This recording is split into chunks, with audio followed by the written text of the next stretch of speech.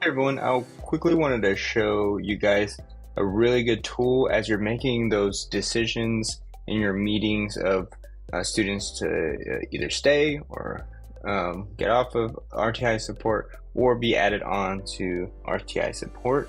And so you can go ahead and click on progress monitoring. And then if you click on rosters, this will allow you to pull multiple data points.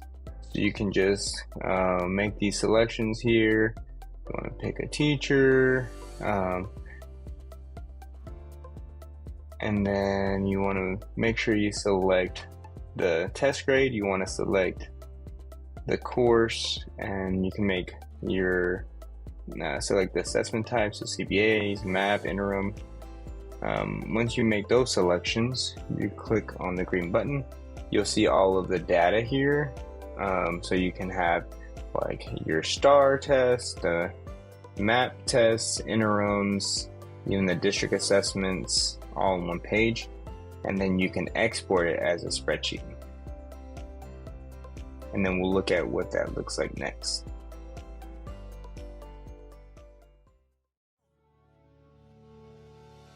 All right, so now we went ahead and exported that spreadsheet. Now we want to organize it a little bit. So I'm going to delete some of the columns that I don't need. So this is last year's STAR data.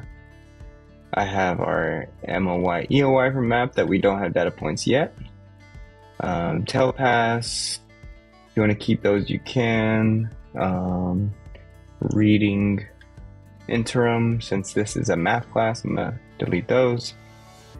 And this is our math interim. These are the future interims that we don't have data for yet. So I'm going to go ahead and delete those, and then our district data. So the next thing I want to do is filter. So I'm going to find my last data point here. It looks like it's this one. And then select my all the way up to my column names. Click filter.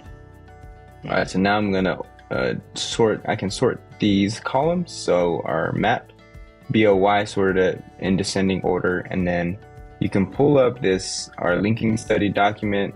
So you can see here for, again, this is 8th grade math, BOY, this student at the top is 244, and then you can start a highlight if you want to do a true comparison.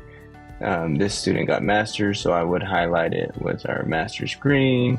And then the next set of students here for 8th grade math, BOY, 230 to 243, so I can highlight those.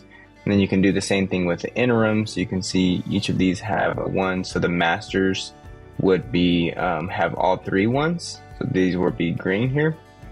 If it has 2 ones, that means it's meets. If it has 1, that means it's approaches. If it doesn't have any ones, that means it's did not meet. So you can highlight those. That way you can easily compare all of these data.